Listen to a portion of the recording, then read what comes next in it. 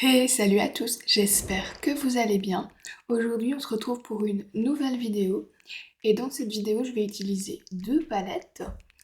La Circo Loco de Natasha Denona et la palette pastel. Et je vais venir faire un petit mélange entre les teintes.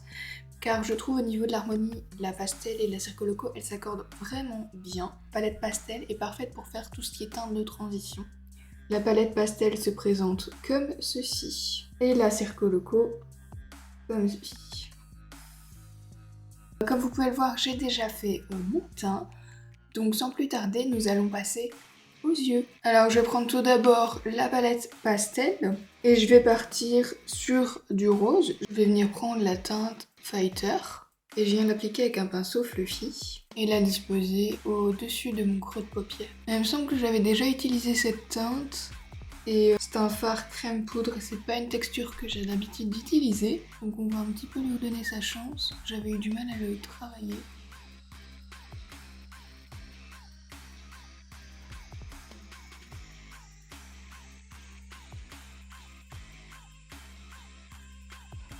Je viens déjà légèrement étirer ma matière. Et voilà ce que ça donne pour le moment. Ah, le coton candy. C'est peut-être pas mal pour mettre juste ici au-dessus. Je vais voir un petit peu avec un pinceau un peu plus précis. Et maintenant, je vais venir utiliser la teinte Coton Candy qui est un rose plus clair. Normalement, j'aurais dû la mettre avant. Mais bon, je vais la disposer en fait au-dessus de ma couleur de transition pour vraiment avoir un dégradé beaucoup plus fini. Comme j'ai pas mis de beige, j'ai juste mis ma base et une poudre libre pour dire de fixer un peu, mais c'est tout. Et ça aide aussi. Pour vraiment fignoler le dégradé. En fait, au plus il y a de couleurs au niveau du dégradé, au plus ça va être nu. Imaginons que vous vouliez faire un dégradé, je ne sais pas moi, de bleu et de jaune. Voilà, ça ce sont des couleurs, si on les met, la couleur au milieu va faire un vert naturellement. Par contre, si vous voulez mélanger du vert et du orange, là la couleur qui va se faire c'est du brun. Ça va pas être un beau dégradé, du coup le mieux c'est d'utiliser une couleur complémentaire qui ici sera le jaune. Et voilà où on en est pour le moment.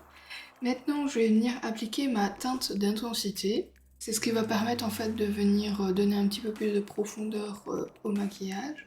Donc pour ça je vais prendre dans ma palette Circo Loco la teinte Joker.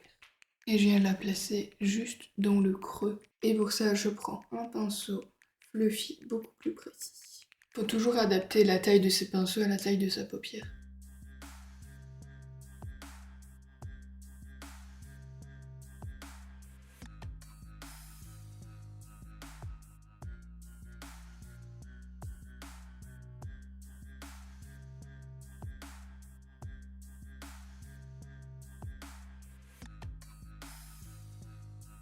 Ouais, par contre je vais venir un peu plus monter mon rose parce que je vois que il est pas assez haut et ça fait tomber mon œil.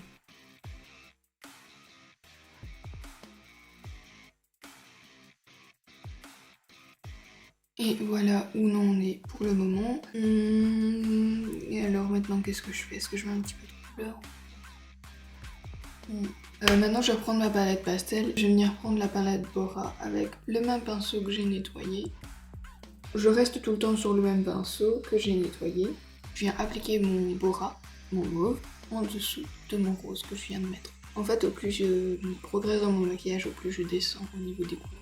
Là, je reste vraiment le plus possible dans le creux.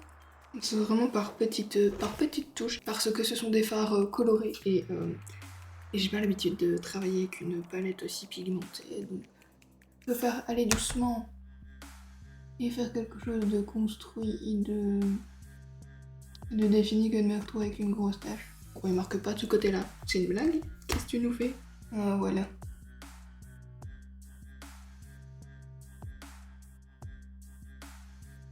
Vraiment très beau. J'aime beaucoup. Les limites un peu néon, c'est bizarre. Alors que dans le pan, il ressort très très foncé. Et voilà, on est. J'aime beaucoup. Et alors j'ai... Ah oui, quelques petites chutes de mauve que je vais venir retirer tout de suite. Ouais, c'est des petites chutes que d'un côté. Hop. avec ce qui me reste sur mon éponge d'anti-cerne le jeu. Voilà, là c'est bon. Je pourrais limite rester comme ça en fait et mettre un petit beige ici et redessiner, mais une prochaine fois peut-être. Alors maintenant, je vais venir prendre... Je suis occupée d'hésiter. Il y a une teinte de bleu dans la palette pastel, c'est la teinte Eri. Elle est vraiment magnifique. Ouais, je pense que je vais la mettre. Et maintenant, dans la palette Circoloco, je vais prendre la teinte Phantomine. Bien étrange à dire. Pour ça, je viens prendre un pinceau fluffy. Bon, c'est pas l'idéal, mais voilà. Il fait l'affaire.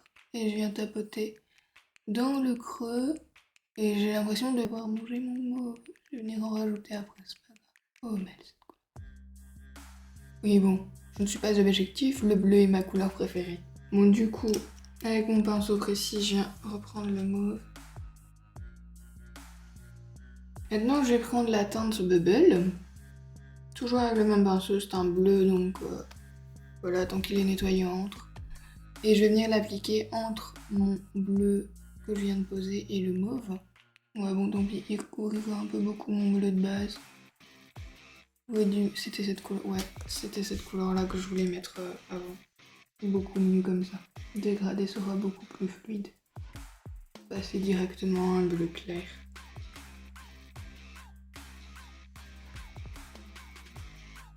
Voilà, maintenant qu'on ressemble à un arc-en-ciel, on va continuer.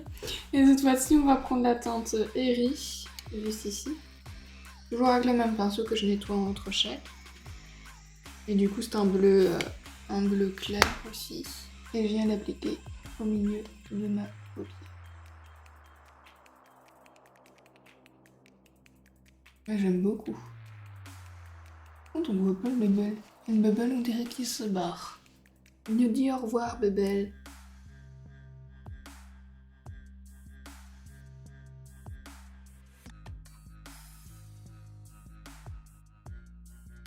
Voilà, on a remis du bubble.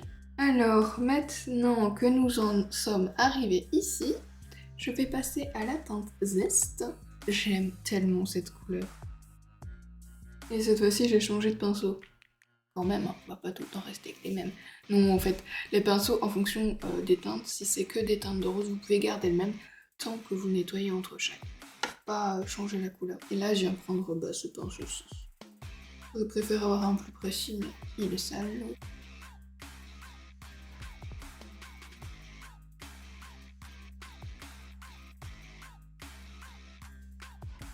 Limite, il n'y a même pas besoin de faire les estompes et tout entre les fards, tellement ils se mélangent super bien entre eux.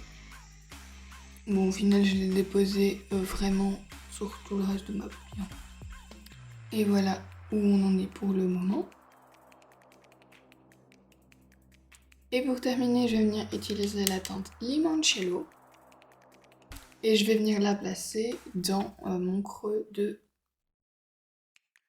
paupière. Et pour ça, je vais venir prendre un pinceau boule.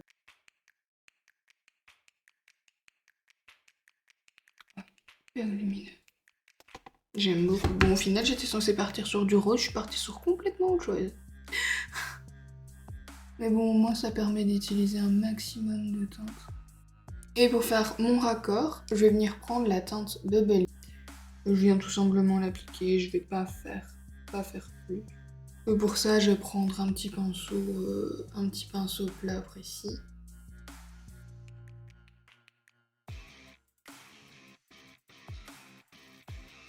Et voilà ce que ça donne pour le ras de cils.